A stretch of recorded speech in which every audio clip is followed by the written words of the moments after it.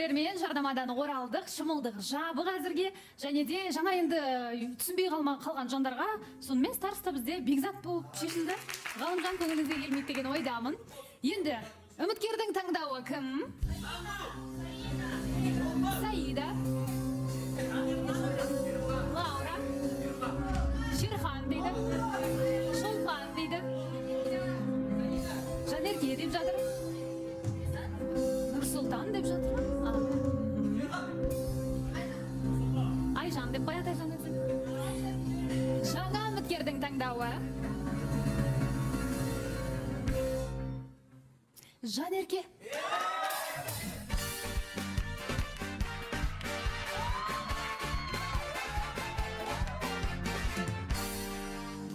Жанерке, қалайсыз? Жақсы, өзіңіз қалайсыз? Бәрі жақсы, күтпеген сияқтысыз. Жоқ, неге күтіп жүрмін ғой, күнде күтіп. Дайынсыз, иә? Иә. Дәл кешегі эмоция қайталанған сияқты, Нұрдәулет. Сіз неге ыржиып қарап екеуіңіз бір-біріңізге? Жоқ, мен мына қатысушылардың реакциясын бәрі маған қарап айқайлап жатыр да, соны түсінбей қалдым. Не үшін айқайлап жатсыңдар депші. Сіз ақыры реакция көрсеткенсіз ғой? Мен ешқандай реакция көрсеткен жоқпын, баласы ханым. Мен білдім просто. Мен сездім. Айтып дедіңіз. Жаңа айттым ғой, мен сразу көрсетіп өттім ғой, саған келді деп. Иә, көрсетіп отырдыңыз. Ақыры жақсылап тұрып тілеген шығарсыз. Маған кеше ғана үміткер келді, бүгін Жанеркеге келсе екен деп. Мен қыздың тек қана бақытты болғанын қалаймын, жүзінен күлкі етпегенін қалаймын. Жақсы. Жанерке, ал қабылдауға дайын сияқтысыз? Иә, дайын. Сол бір сіздің жүзіңізден күлкіді кетірмейтін, сізді аялап алақанында ұстайтын жігіт келді деген үміттеміз, шақырамыз ба? Шақырайық. Жанеркенің алғашқы үміткері, келіңіз.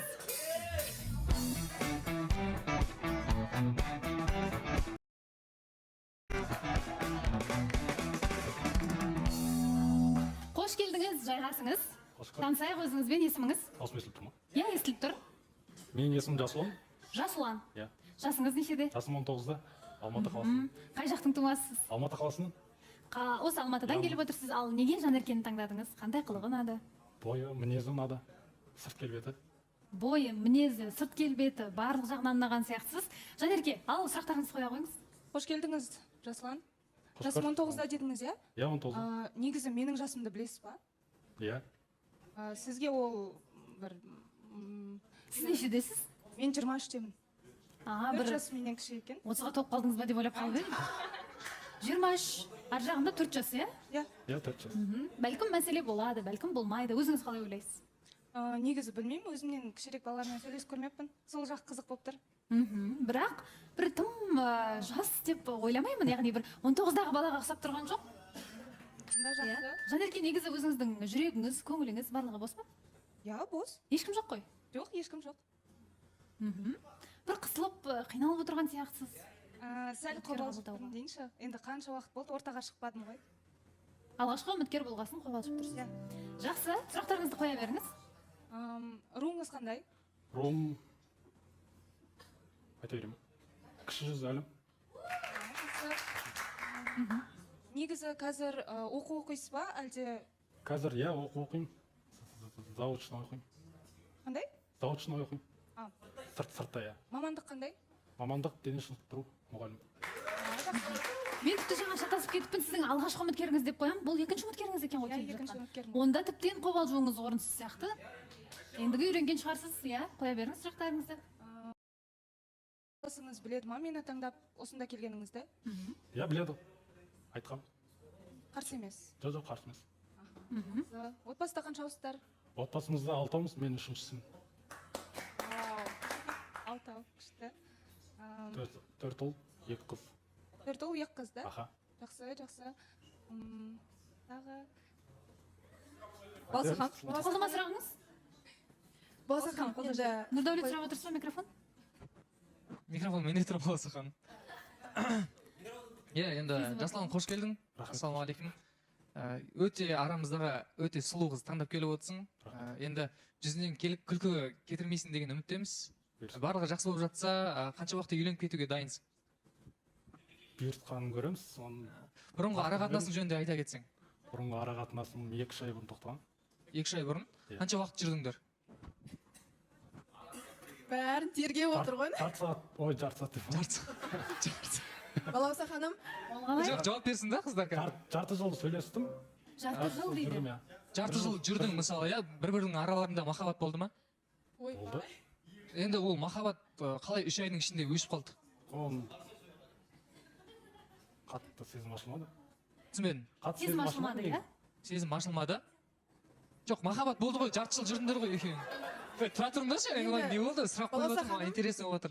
сұрақтың артынан бірін-бірін тергеп кетіп жатқан сияқты или Жоқ, Балауса сұрақ қой ханымның бұл. орнына отыра саласың ба? Енді Жоқ, айта бауырым, кетсем, сұрақ ретінде айтып отырмын. бағанадан честно. бері Жоқ. ладно қой болшы. Иә. Мына жерде нұрдәулеттің отырайтын да. Қанша уақыт жүрдіңдер? Өйтіп отқан жоқпын ғой жігіттер. Кезім болмады ма не деп. Жоқ, енді айтып отыр ғой. Еркін Балауса отыру ханым, дұрыс қой, қараңызшы, жарты жыл жүрген ара қатынаста, жарты жыл жүрген ара қатынаста уже махаббат, сезім деген пайда болу керек та. Адам ол 1 ай 2 ай жүргеннен кейін уже байқайды. Махаббат бар ма жоқ па деген сияқты. Ау. Екі жақтан да келісім болып. Әлі бітпей жатыр ма сұрақтарыңыз?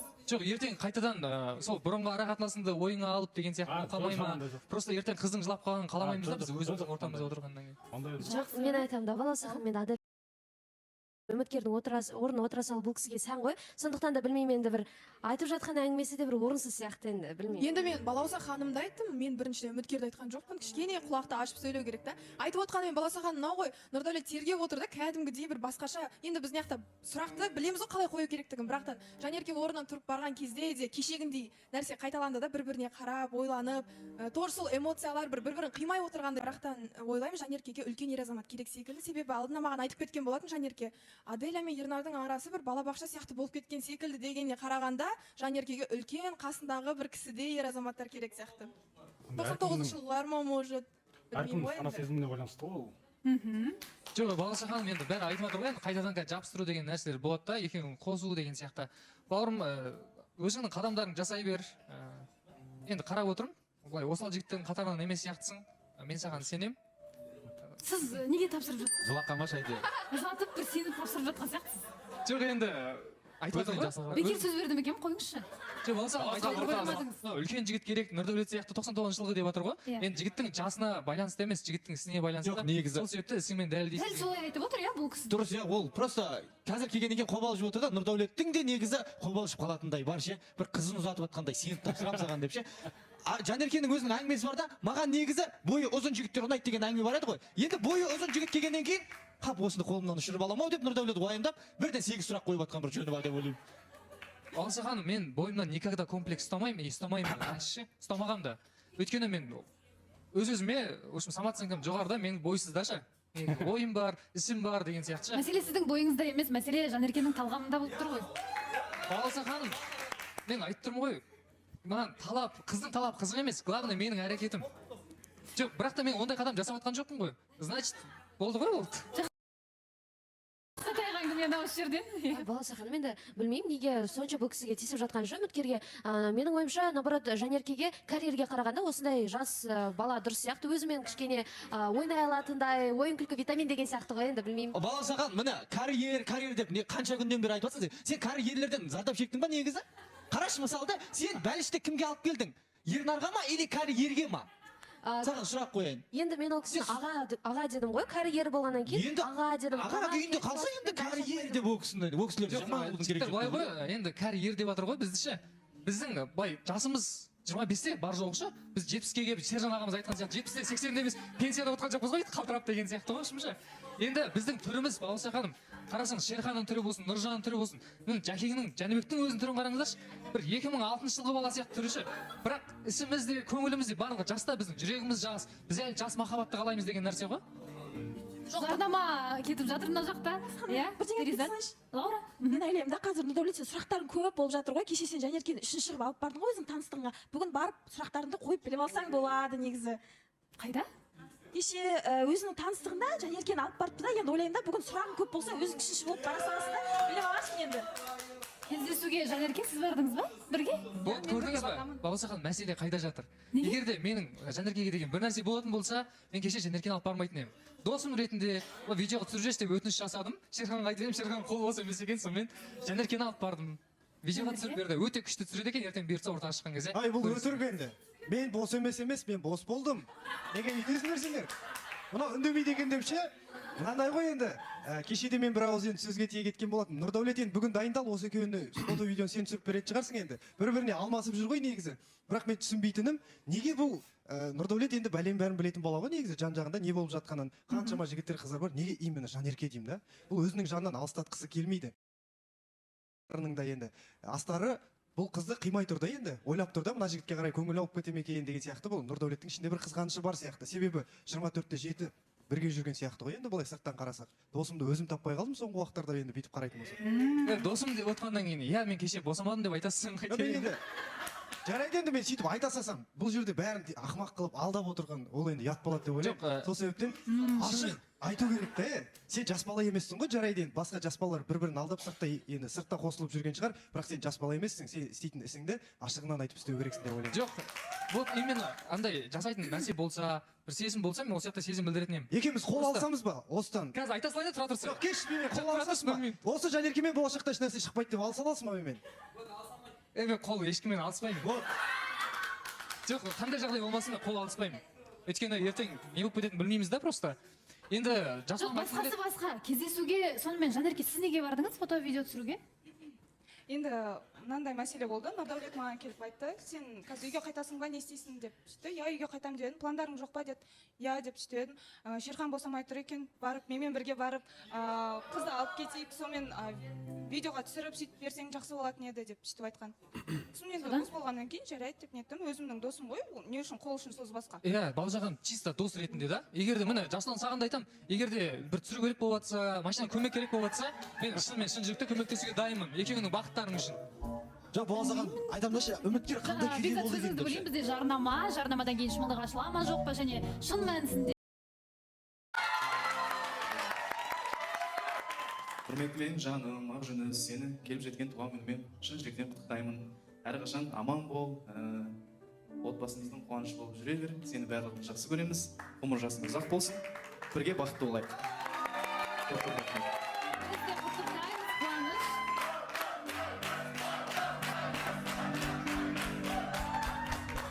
иә жұбайыңыздың ақжүністің туған күні құтты болсын сіздерге бірге қартаюды тілейміз енді біз әрі қарай жалғастырайық құрметті көрермен бізде шымылдық әзірге жабық енді түрлі әңгімелер айтылып жатыр ол кездесуде жанерке неғып жүр деген бірақ түсінгенім бойынша сізді бір Нұрдәулет алдап кеткен сияқты Шерхан көнбей жатыр ешкім жоқ қасыма жүрші дегеннен кейін бір жақсылығымды жасайын бар көмектесіп қайтайын деген шығарсыз иә дәл солай ғой иә жақсы жаңа пікір сұрап отырғанды иә Перизат саламатсыз ба жасұлан 19 жастамын дедіңіз иә отбасы құруға біраз ерте деп ойламайсыз ба отбасы құру деген бұл ответственность қой сіз айттыңыз оқимын деп бірақ отбасы құру үшін сіз іштешіңіз керек бір айында қанша табыс табасыз екі сұрауыма жауап беріп қоясыз ба айтпай қойса болмай ма әрине өз еркіңізде бұйыртқанмен иә айтқым келмейді дейді кім сұрақ қойсайын деп негізі сен ата анаңмен бірге тұрасың ба или бөлек тұрасың ба ата анам бәріміз бірге тұрамыз бірге тұрасыңдар негізі сен келіп отқан қыз ата анасымен қарсы тұруға оған қалай қарайсың осыған көндіріп аламыз көндіріп аламыз көнесің ба жанерке көреміз жақсы көрсе көнеді ғой көреміз дейді Тимур баласа ханым мен осы орайда жанеркеге сұрақ келіп отыр сен адамды ұнатсаң талаптарыңды өзгерте аласың ба себебі сенде талаптарында бойы ұзын және де бұрын жылында ажыраспаған адам болатын да соған байланысты айтып отырмын негізі иә талаптарымды өзгерте аламын себебі жақсы көрген адам үшін барлығын жасайсың ғой жақсы ал шымылдықты ашамыз ба ашайық жақсы ендеше шымылдық ашылсын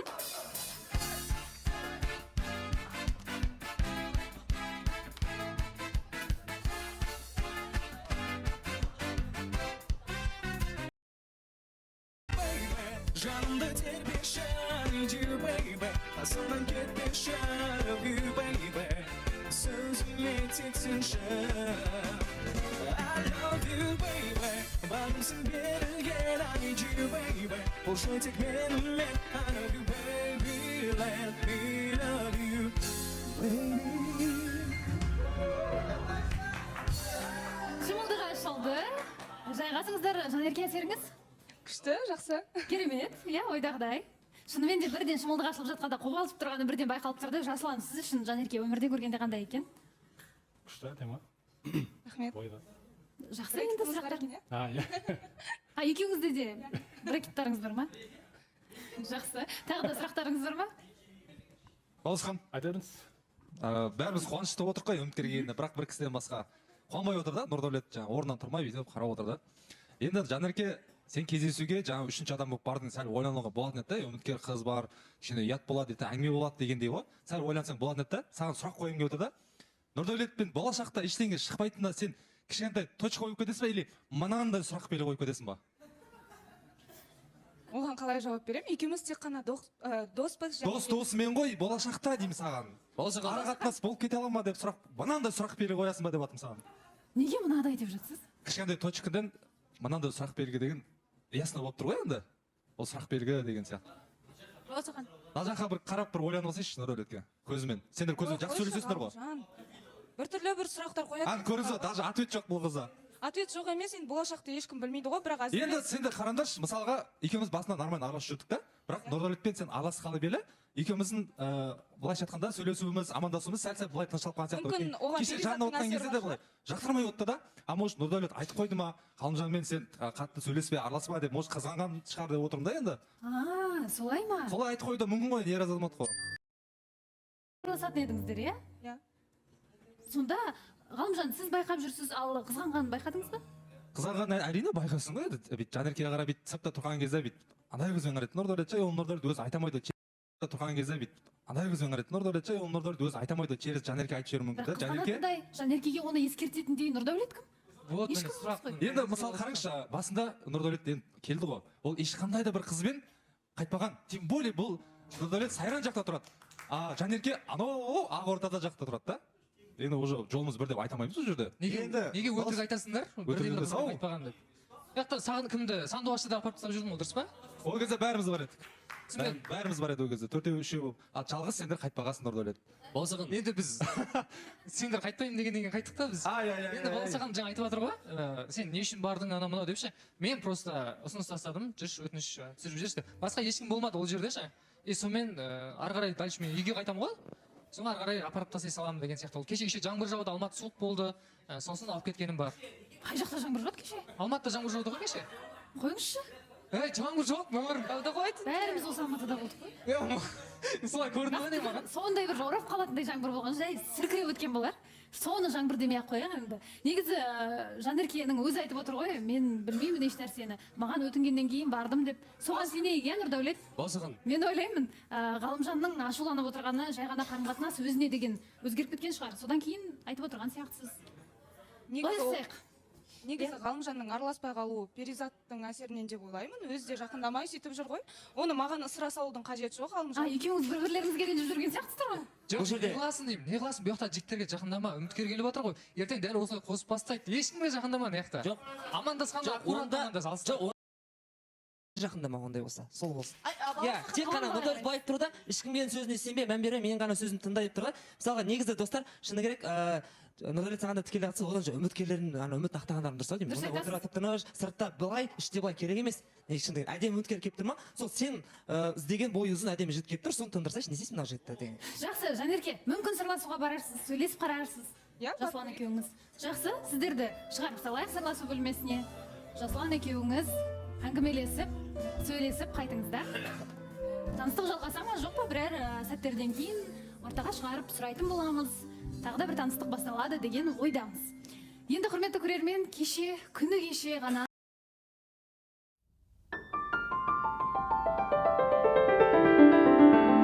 Ақерке мен Абылайхан үнсіздік арасындағы уәде. Қыстың аязы. Қала көшелері ақ ұлпа қарға оранып, адамдар асығыс қадам басып жүр. Ал вокзалдың бұрышында Ақерке қолындағы телефонға қайта-қайта қарап тұр. Сағат түнгі 11-ге таяған. Поезд келе жатыр. Сол пойызда Абылайхан. 3 жыл бұрын олар дәл осы вокзалда қоштасқан еді. Сол кезде Абылайхан ауылдан қалаға оқуға кетіп бара жатқан. Ал Ақерке оны көзінен таса етпей, артынан ұзақ қарап қалған. Мен сені күтетін болам деген ол. Абылайхан күліп, күте білсең, мен міндетті түрде оралам деп кеткен. Университеттегі жылдар Абылайхан үшін оңай болған жоқ. Жат қала, жат орта. Бірақ ол әр түн сайын Ақеркенің даусын еске түсіріп, жігер жинайтын. Қыздың хаттары оның жалғыз қуанышы еді. Сабақтарың жақсы ма? Мен ауылда әдеттегідей кітапханадамын. Көктем шықты, сен ұнататын ақ қайыңдар бүр жарды. Ал Ақерке үшін әр күн ұзақ болатын. Ол да күтіп, сеніп жүрді. Кейде достары, ондай күтуге тұрар ма екен өзі? дейтін. Сонда Ақерке жай ғана жымиып, егер махаббат шынайы болса, уақыт қорқынышты емес деп жауап беретін. Күндердің бір күні хабар үзілді. Абылайхан хабарласуды қойды. Телефон өшірулі. Хаттар жауапсыз. Ақерке алғашында ренжіді, кейін қорықты. Бәлкім, ұмытып кеткен шығар деп өз-өзін жұбатты. Бірақ жүрек сенбеді. Уақыт өте 3 жыл өтті. Ақерке қаладағы мектепке жұмысқа орналасты. Өмір бір қалыпқа түскендей көрінді. Бірақ бір нәрсе жетіспейтін.